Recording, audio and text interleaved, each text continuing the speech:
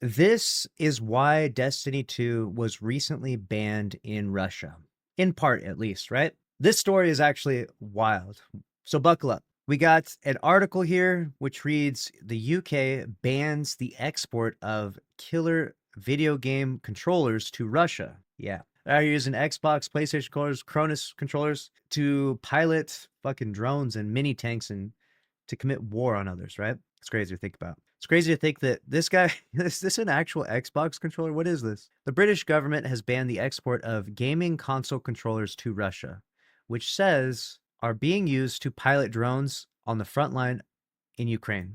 So there you go. Gaming companies like Bungie are not letting people play Destiny 2 over there. Sony has completely shut down all of their stores there, and they're not even sending controllers over there anymore. The Russians are forced to play mouse and keyboard. Not really, but they're just they're just trying to put as many sanctions on them as possible, especially if you're actually using the equipment for war, right? Like for actually piloting drones that are, I mean, it's no laughing matter, by the way. It's like they're like killing people and stuff. Like this is not a very lighthearted conversation. This is like it is like real life Call of Duty. It is like you're using the controller, at least as according to this story, allegedly, you're using the controller to pilot drones that are going out and zipping around and conducting war on people, right?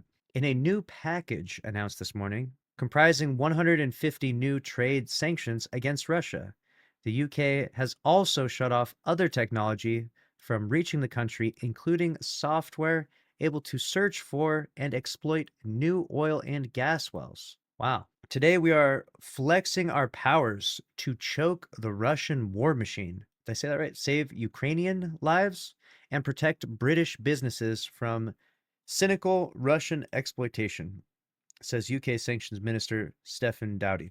All right.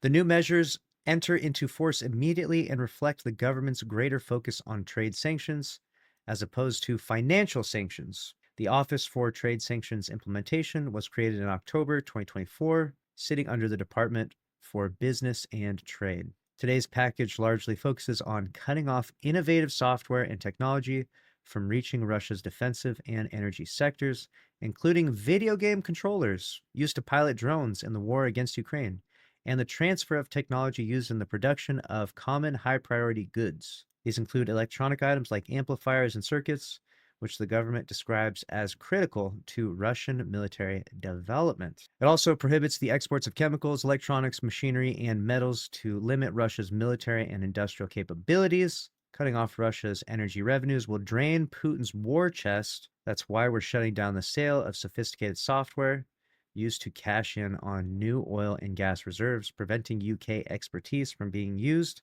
to pour fresh fuel into Russia's war machine, says Dottie.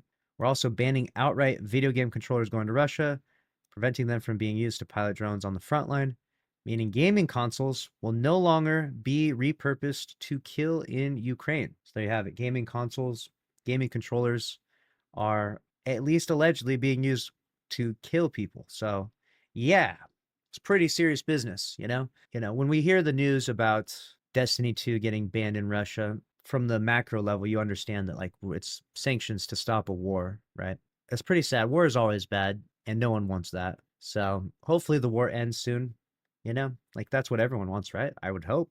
I would want the war to end soon, and then the Russian civilians that at least the ones that have nothing to do with it, right? That just want to play Destiny 2 can just get back to their normal everyday lives or whatever, because I know that there's some out there that are like, what the hell? But there's just bigger things going on in the world right now. You know what I'm saying? There's bigger things. It's crazy.